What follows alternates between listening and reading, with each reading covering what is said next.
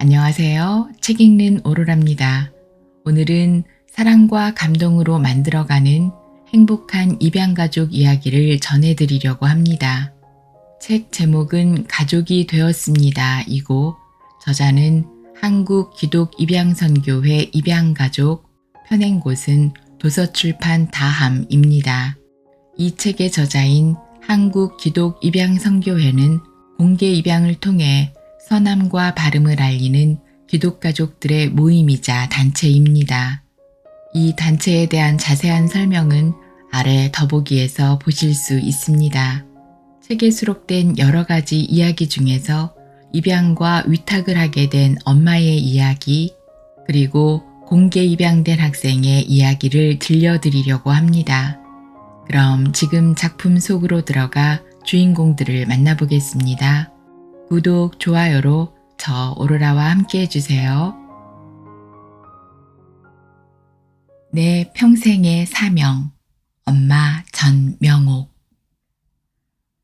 여느 때처럼 매일매일 바쁘고 힘든 날이었다.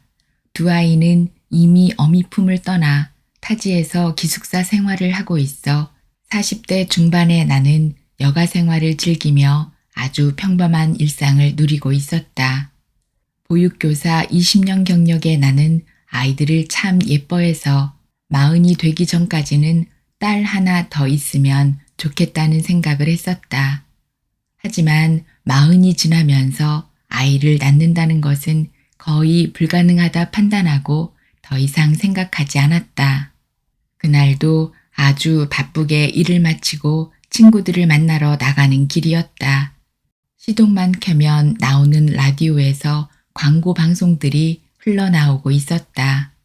가정이 필요한 아이에게 새로운 세상을, 도움이 필요한 엄마에겐 힘이 되는 손길을, 세계의 더 많은 아이들에게 꿈꿀 수 있는 기회를 선물할 수 있도록. 홀트 아동복지회의 광고였다. 아마도 수없이 들었을 텐데 그날은 그 문구가 예사롭지 않게 들려왔다. 나도 아이를 가질 수 있다는 것인가? 하나님, 이게 무슨 뜻인가요? 하며 차를 잠시 멈추고 두근대는 가슴을 붙들고 울고 있었다. 내가 원하던 예쁜 딸을 너에게 맡긴다. 라고 하시는 하나님의 음성이 느껴졌다. 나와는 전혀 상관없는 두 글자 입양. 생각해보지도 않았던 그 단어가 나에게 이렇게 큰 의미가 되다니. 그날 모임은 어떻게 지나갔는지 알 수도 없었고 온통 머릿속은 입양이라는 두 글자로 가득했다. 집으로 돌아와 남편에게 있었던 일을 이야기하고 여보, 우리도 딸을 낳을 수 있대 라고 했더니 낳자고 할 때는 할 일이 많다며 안 된다고 했던 사람이 입양은 선교지 라며 긍정적인 반응을 해왔다. 기쁘면서도 살짝 기분이 나쁘기도 했다. 아이 낳자고 할 때는 늙어서 돈 벌기 힘들다고 안 된다고 했었잖아. 근데 입양은 괜찮아? 하면서 얼굴을 마주보고 웃었다. 나도 남편도 하나님 뜻임을 인정하기 때문이다. 그러나 입양은 우리 가족에게는 참 생소한 단어였고 어떻게 해야 하는지 어디에 물어봐야 하는지도 알 수 없는 일이었다. 그렇게 우리 가족은 아주 평범하고 당연한 일상이라는 방에서 나왔다. 포털 사이트 검색창에 입양이라는 두 글자를 검색해 보니 고양이 입양, 강아지 입양만 잔뜩 떠서 도대체 입양에 대해 어디에 물어봐야 하는지 막막했다. 여기저기 가까운 보육원에 글을 남겨놓기도 했지만 답이 없었다. 입양을 어떻게 하는지도 모르는 무지랭이가 방법도 모르면서 입양을 한다니 한심했다. 그래도 길이 있을 거라는 희망을 품고 알아보던 중 홀트 아동복지회라는 기관을 찾아냈다. 기관과 통화 후 충청지회로 연결해 주셔서 상담 날짜를 잡았다.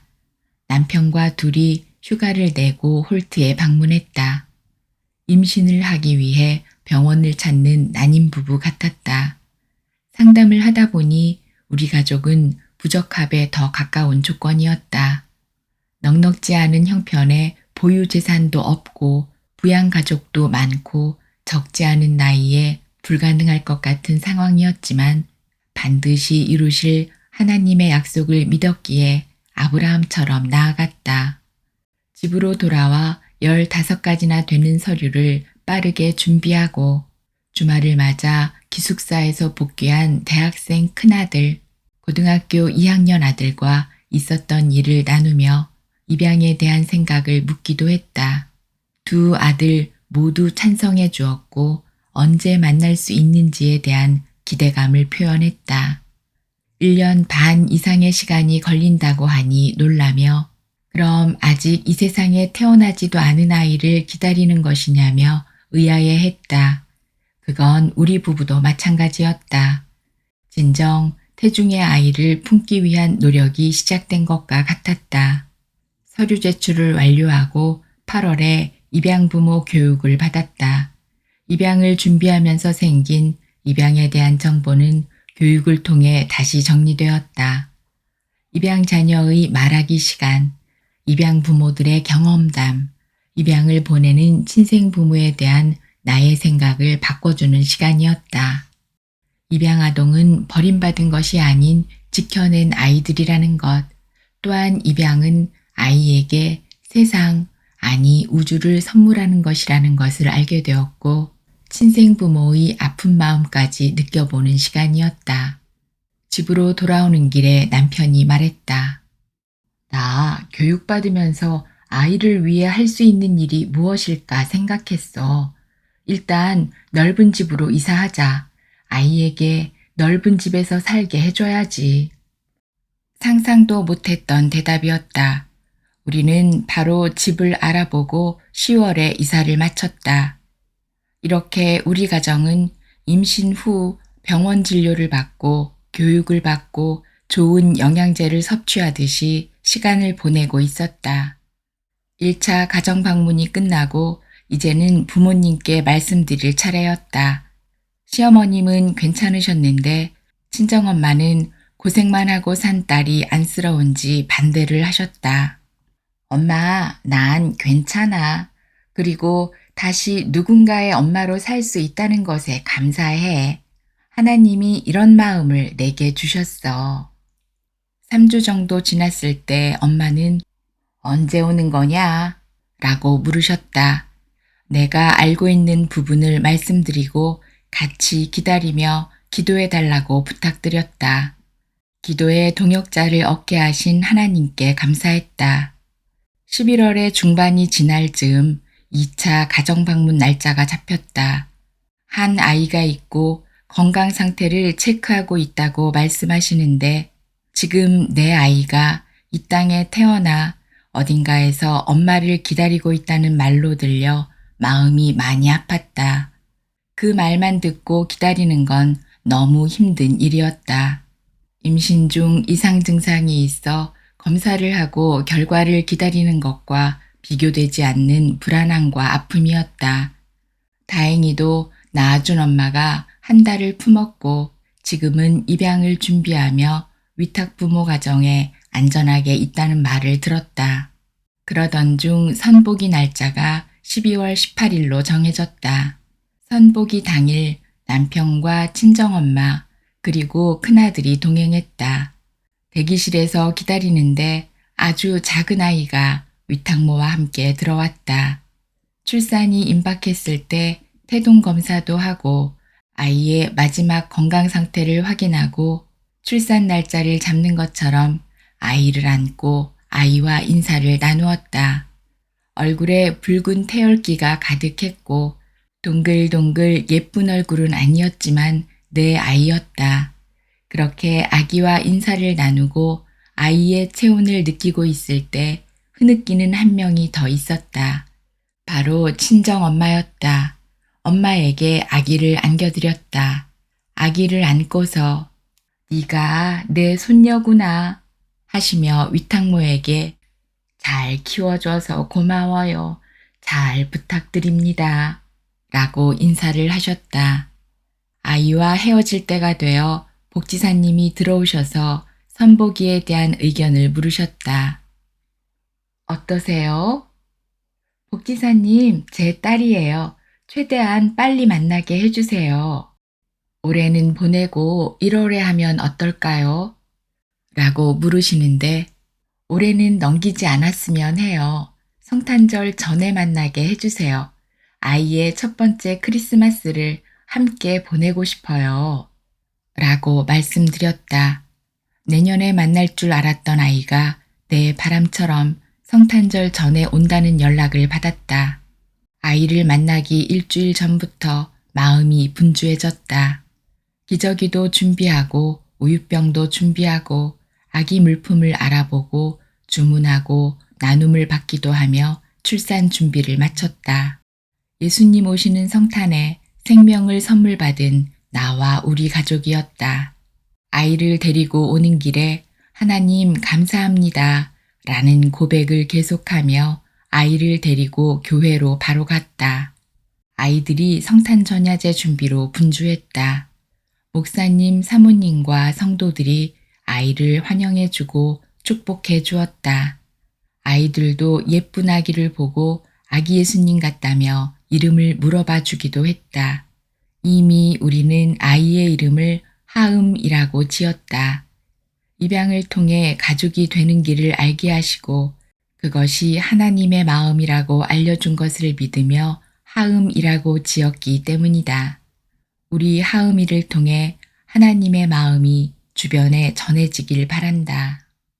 아이는 뱃속에 있을 때가 제일 편하다는 말을 하며 육아를 전쟁처럼 생각하는 세상에서 육아가 안 힘들다면 거짓말일 테지만 피곤과 힘듦보다는 기쁨과 감사가 날마다 채워짐에 행복한 우리 가정이었다. 아이가 우리 가정에 있다고 모든 게 끝난 건 아니었다. 또 다른 시작이었다. 법원에 서류 접수 후 입양 확정 판결이 날 때까지 나는 입양을 전제로 한 위탁모일 뿐이었다. 3개월 정도면 되겠지 하고 기다리던 법원 절차 진행이 코로나로 연기되면서 계속 늦어지고 있었다. 45세 나이에 10년 넘게 다닌 직장에 무급 휴가를 써본 것도 처음이고 이 나이에 육아휴직을 쓰게 된 것도 기적이었다. 출산 전 휴가를 인정해 주지 않아 무급 휴가가 부담스럽긴 해도 내 새끼 얻는 대가라면 기꺼이 감당해야 할 몫이었다. 휴직이 3개월이 지나 5개월을 넘어서면서 나가야 할 고정 지출은 계속되고 가정경제는 어려웠다. 큰아들은 휴학을 하고 군입대 지원을 했다.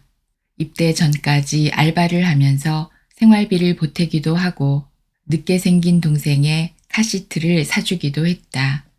동생을 돌봐주면서 너스레를 떨기도 했다. 어떻게 학교를 보내? 내가 보디가드 해야 하나? 시집은 어떻게 보내? 온 가족이 하음이로 인해 행복한 매일이었다. 그러던 어느 날 보정명령이 나왔다. 너무 두려웠다. 법원 판결까지는 어떤 일이 벌어질지 모르는 일이라 악몽을 꾸기도 했다. 친생모의 변심으로 다시 아이를 데려가는 꿈을 꾸기도 했다. 보정명령 중에 형제들의 자필 동의서 항목이 있었다. 하음이의 오빠들은 내민 종이에 아주 또박또박 글을 썼다. 존경하는 판사님, 제 동생은 제가 책임질게요. 시간이 지나 부모의 부재가 생길 때에도 동생을 끝까지 사랑하고 돌보겠습니다. 하음이가 제 동생이 되게 해주세요. 아들의 각서를 보고 한참을 울었다. 이런 마음을 주신 하나님께 감사했다. 판사님도 감동하셨는지 보정명령 제출 후 2주 정도 되었을 때 확정 판결이 났다. 확정 판결이 나는 날 큰아들은 입대를 했다. 아들을 훈련소에 데려다 주면서 슬프기도 했지만 딸의 입양 확정 판결로 우리 가족은 안도와 감사로 함께 기뻐하고 있었다. 아들을 잘 보내고 집으로 돌아와 성만 바뀐 등본을 들고 개명 신청을 했다. 하음이를 입양하고 하음이 동생을 입양하고 싶었다. 사후 관리 기간에 조심스레 복지사님께 말씀드렸는데 친생 자녀도 둘이나 있고 시부모님도 계시는데 하음이만 잘 키우시는 게 어떻겠어요? 라고 말씀하셨다. 한마디로 어렵다는 뜻이었다. 월 소득에 비해 부양가족이 많아서인 듯 했다. 마음은 아팠으나 이것도 다 뜻이 있겠지 싶고 좀 더 기다려보자 하는 마음으로 하음이와 즐거운 시간을 보내고 있었다. 입양을 준비할 때 위탁이란 단어를 알게 되었다. 내가 아는 위탁은 입양 전 위탁이었다. 하음이도 위탁모를 통해 내게로 왔으니 또한 나도 법원 판결 동안은 위탁모의 자격으로 아이를 돌보았으니 내가 아는 위탁은 그것이었다. 어느 날 지인이 위탁 교육을 받았다는 것을 알고 입양 전 위탁을 준비하느냐고 물었더니 일반 위탁이란다. 일반 위탁은 나도 조건이 된다는 말에 가슴이 뛰었다. 기다려보자 하는 마음의 응답이 이것인가 하는 확신이 들었기 때문이었다. 바로 충남 위탁가정지원센터에 문의하고 교육 일정을 잡았다. 이어 바로 다음 달에 보육교사인 나는 전문 위탁 양성교육까지 받게 되었다. 교육 후 간단한 서류 제출과 가정 방문을 마치고 매일같이 날아오는 문자들에 놀라지 않을 수 없었다. 생후 7일에서 고등학생까지 매일 발생하는 위탁 대상 아이들의 신상에 마음이 쓰여 잠을 잘 수조차 없었다. 워킹맘인 나는 이 아이는 어렵겠어. 이 아이는 가능하지 않을까. 나도 모르게 아이를 저울질하듯 고르고 있다는 생각에 이런 내가 위탁모라니 라고 자책하며 하루하루를 보냈다. 아이들의 결정은 어떻게 되었을까 궁금하기도 하고 그래도 내가 할 수 있는 일이 있지 않을까 하는 마음에 센터로 전화를 걸어 물어보았다. 그때 그 아기는 어떻게 되었나요? 5학년 여자친구는 어떻게 되었나요? 다행히도 큰아이는 아이들의 의견을 반영하여 그룹 홈으로, 작은아이는 위탁 지원하신 위탁모에게 잘 배정되었다는 말씀을 들어 마음이 놓였다. 하나님은 그렇게 딱 적절하게 이끌어 가시는구나 하며 전화를 끊으려는 순간, 그런데 어머니 60일 된 아기가 한 명 있어요. 하시며 남자아이를 소개하셨다. 솔직히 불편했던 마음 때문에 상담 중 누구든 안 된 친구가 있다면 내가 봐야겠다고 마음먹고 있었다. 하지만 처음엔 망설였다. 그래요? 그런데 전 100일은 지나야 볼 수 있을 것 같아요. 위탁이 처음이라 신생아는 겁이 나네요. 라고 말씀을 드리고 한 달 정도의 시간이 지나 아이가 100일이 되는 날 예쁘고 멋진 시우가 우리 가정으로 오게 되었다. 어린 시우를 위해 할 수 있는 것은 5일의 휴가를 내고 100일 된 시우를 안고 눈 마주치며 조금이라도 애착에 도움이 되길 바라며 시간을 보내는 것이었다. 4살 하음이도 시우를 예뻐하며 기저귀도 가져다주고 안아주기도 하며 누나로서의 역할을 잘 해내갔다. 휴가를 마치고 출근을 해야 해서 어린 시우를 카시트에 태우고 30분을 차로 이동하여 영아전담 어린이집에 데려다 놓고 하음이를 데리고 출근하여 직장 내 어린이집에 아이를 맡기는 매일이 시작되었다. 아침 7시 반에 집에서 나가야 하기 때문에 새벽 예배 후 조금의 쉼도 없이 준비하고 출근하는 매일이 전쟁터와 같았다. 그래도 환하게 웃어주며 건강하게 자라는 하음이와 시우를 보며 엄마로서 해야 할 일을 당연히 해나간다고 생각했다. 미안한 마음에 안고 울기도 하고 아이를 재우다 지쳐 잠들기도 하며 정신없이 시간을 보내는 동안 시우가 뒤집고 앉고 서고 걷는 것을 보며 힘들지만 참 잘했다는 생각이 가득했다. 시우의 원가정은 다른 가정에 비해 원만하고 친생부모 만남도 잘 이루어져 가끔 위탁 모인 나에게 쉼을 주기도 했다. 원가정 만남을 다녀오는 길에는 친생부모의 손편지가 들어있었는데 그 편지를 읽으면서도 얼마나 울었는지 모른다. 아직 어린 부모인데도 아이를 생각하는 마음이 깊고 앞으로의 계획들과 결심들을 이야기하며 잘 준비해서 예쁜 가정을 이루겠다고 약속의 내용을 담아 보냈다. 나도 기도하는 마음으로 원가정이 단단해지길 기도하며 시우가 그날에 원가정에 잘 복귀하여 지난날이 힘듦이 아니라 아름다운 추억이 되길 바라는 마음으로 매일 사진도 찍어주고 편지도 쓰며 추억을 담아내고 있었다. 처음 위탁은 그렇게 시작했지만 시간이 지나다 보니 위탁이란 두 글자는 사라지고 육아전쟁을 함께하는 엄마와 아들일 뿐이었다. 그렇게 30개월이 지나갈 즈음 예상보다 8개월 빨리 시우의 복귀 일정이 잡혔다. 준비가 안 된 상태에서 그저 속상하고 안타까운 마음에 멍하니 시간만 보내기 일쑤였다. 내복도 사고 옷도 좀 사고 장난감도 사고 그러면서 그거 붙들고 울기를 여러 날 자식을 떼어내는 심정이 정말 이런 거구나 싶었다. 그렇게 2달을 보낸 뒤 시우를 보내는 날 둘이 펑펑 울면서 헤어지고 그 뒤로 일주일은 병이 났었던 것 같다. 이후에 사진도 받고 영상통화도 가끔 하고 따로 2번 정도 만나기도 했다. 아이가 원가정에서 잘 지내고 있고 건강한 것을 눈으로 보니 차츰 나도 제자리를 찾게 되고 그렇게 또 살아내고 있었다.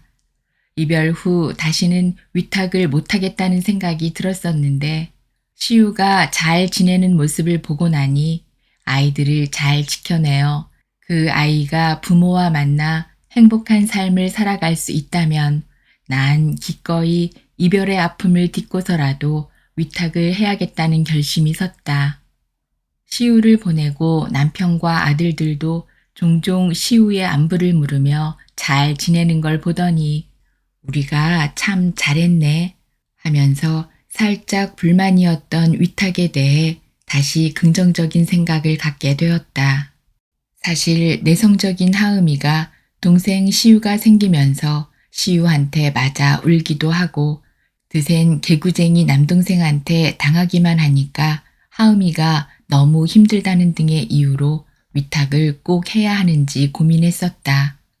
조금 이른감이 있었지만 센터에 연락을 해서 다시 위탁을 하고 싶다고 말씀드렸다. 우리 가족은 다시 뜻을 모아 친모의 이동으로 지역이 옮겨지면서 제 위탁 가정을 찾는 26개월 여아를 만났다. 그렇게 8월 중반에 만난 세연이는 나의 손을 꼭 잡고 집으로 왔다. 울지도 않고 만난 시간부터 엄마 엄마 하면서 잘 따르는 모습이 괜히 짠하기도 하고 잘 놀고 잘 웃고 잘 먹는데도 보고 있으면 마음 아픈 우리 집 소중한 막둥이로 잘 지내고 있다. 위탁 기간은 1년인데 잘 키워서 예쁘게 복귀할 수 있도록 기도하며 양육하려고 한다. 2번째 위탁이다 보니 더 자신감도 생기고 하음이랑 잘 노는 여자아이라 알콩달콩 시간을 보내고 있다. 세연이가 원가정에 복귀하는 그날까지 기도하며 몸과 마음이 건강한 아이로 자라도록 힘껏 돌봐야겠다. 이번 기회로 내 평생 위탁을 나의 사명으로 삼고 한 아이에게 따뜻한 가정을 선물하는 엄마가 되고 싶다. 그건 부끄러운 게 아니야. 유재헌, 고등학생 남자. 저는 강원도 태백에 사는 17살 유재헌이라고 합니다. 저는 태어나고 한 달 정도 후에 현재의 부모님께로 입양되었습니다. 그리고 제가 입양되었다는 걸 알게 된 것은 초등학교 1, 2학년 즈음입니다. 저희 부모님께서 그전에도 계속 말씀해 주셨겠지만 그때는 어리기도 했고 입양이라는 말 자체를 몰랐기에 인지하지 못했습니다. 입양되었다는 말을 처음 듣고 딱히 충격을 받지는 않았습니다. 왜냐하면 부모님께서 설명을 잘해 주시기도 했고 그 사실이 저에게 직접적으로 어려움을 주지는 않았기 때문입니다. 하지만 초등학교 고학년이 되어가며 사회 시간에 여러 가지 가족의 형태를 배우게 되고 제가 입양되었다는 것을 아는 친구 몇몇이 그것을 가지고 놀리기까지 했습니다. 지금이라면 잘 대응했겠지만 그때의 저는 많이 속상했고 입양되었다는 사실이 직접 느껴지면서 힘든 시간을 보내기도 했습니다. 하루는 다른 학교 아이들과 함께 수업받는 날이었는데 우리 반 친구가 저를 가리키며 얘 입양된 애다 라고 큰 소리로 떠들어댔고 그 말을 들은 다른 친구는 너 그럼 엄마 없어? 라고 말하여 주변이 순식간에 웅성대기 시작했습니다. 제가 엄마 있어 라고 했지만 그 엄마는 가짜 엄마잖아 라고 하는 그 아이에게 아니야 라고 밖에 말할 수가 없었습니다. 뭘 잘못한 것도 아닌데 순식간에 부끄러워지고 혼자 속이 상해서 울고 집에 돌아와 부모님께 말씀을 드렸습니다. 그때 부모님께서 저에게 엄마가 왜 없어? 너는 엄마가 2명이나 되는데 그 애들은 엄마 1명밖에 없지. 입양은 부끄러운 게 아니야. 라고 말씀해 주시면서 그 친구들이 몰라서 그런 거라며 그 자리에서 학교에 전화를 걸어 상황을 설명하고 제 편을 들어주셨습니다. 이후에도 학교에서 어떤 형과 말다툼을 하다가 그 형이 할 말이 없어지자 입양된 주제에 라고 말하는 겁니다. 부모님과 이야기를 나누기 전이었다면 또다시 의기소침해질 수도 있었겠지만 입양된 게 뭐 그거밖에 할 말이 없어? 하며 당당하게 받아쳤습니다.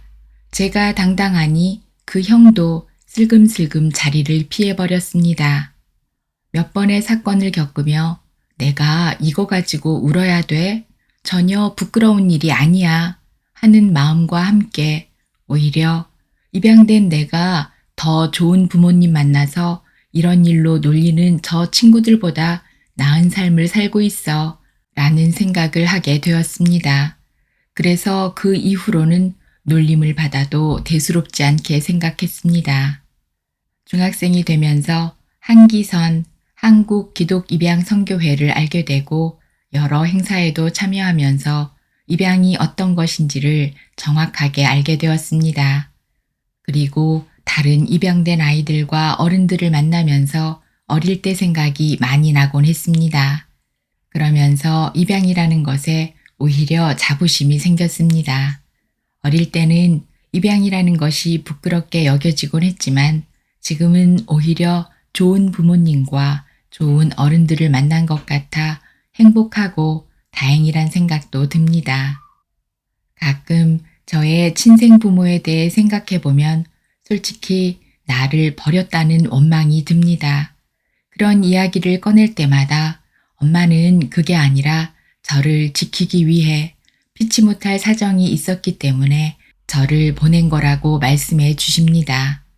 솔직히 잘 이해가 되지는 않습니다. 제가 어른이 되면 이해할 수 있는 날이 오겠지요. 그럴 때 또 이런 생각도 해봅니다.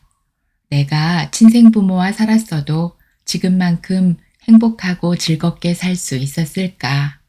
그럴 수도 있었겠지만 친생부모와 살아도 그렇지 못한 경우들을 많이 봐왔기에 저는 다행이라고 생각합니다. 그래서 요즘 저는 입양된 것에 대해 감사하게 생각하고 있습니다. 또한 나중에 어른이 되면 입양에 관한 일에 관심을 가지고 보탬이 되어보고도 싶습니다. 오늘 들으신 작품은 한국기독입양선교회의 가족이 되었습니다 입니다. 함께 해주셔서 고맙습니다.